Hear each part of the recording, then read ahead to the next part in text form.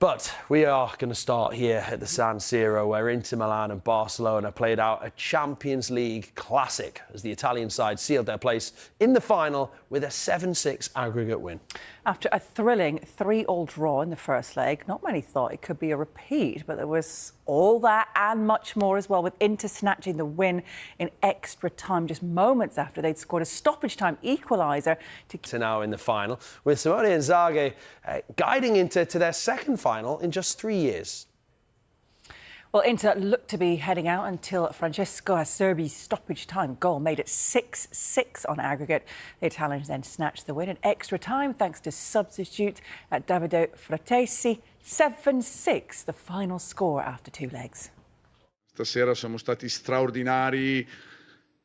È stata una partita di una difficoltà estrema contro un avversario di livello mondiale come l'è stato dell'altra, se no chiaramente non andavamo in finale, non ci pronosticavano in tanti li abbiamo lasciati come sempre, quando era il momento li abbiamo ascoltati, chi più, chi meno, e poi insomma adesso siamo molto orgogliosi per la nostra gente. Stasera insomma l'applauso finale, il giro con tutti i nostri tifosi se lo meritano, perché non hanno mai lasciato un seggiolino vuoto a San Siro, quindi era giusto condividere questa bella finale con loro. E poi insomma vanno fatti i complimenti anche al Barcellona, perché hanno fatto 2 grandi partite anche loro.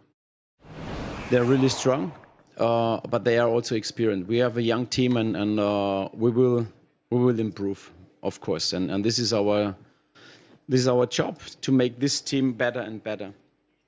And we will do it. We work on that, and also we can improve in the defense, of course, but also in the offense. You feel a little bit unfair, because I think was really maybe not on our side, but it's like that. Okay, we have to accept it. We have to accept it, and we start again next season. Okay, to win the Champions League. This is one of our goals.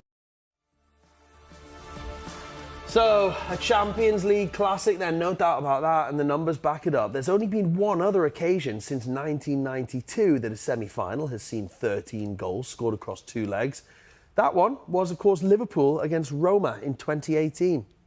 The sustained quality from first leg to second leg, with that many utterly balmy moments and swings in it, I've not seen anything like it. I'm quite happy for people to criticise me for recency bias, but I thought that was magnificent. It was one for the ages. There will be contenders. I think Spurs might have a say too.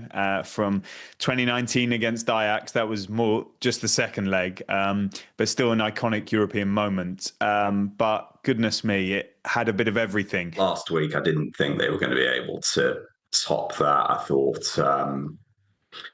tactics would kick in. I thought it would become cagey, close, too much at stake, and it wasn't that. It was just chaos. I think this is the night for Simone Inzaghi, and he's had a few of them. He reached the Champions League final a couple of years ago, and he's done that again, 2 finals in 3 years. What a coach he is, and maybe he's a little bit underappreciated. He does get linked with some of the top jobs in the Premier League in particular, but he's staying at Inter at the moment and doing a fabulous job.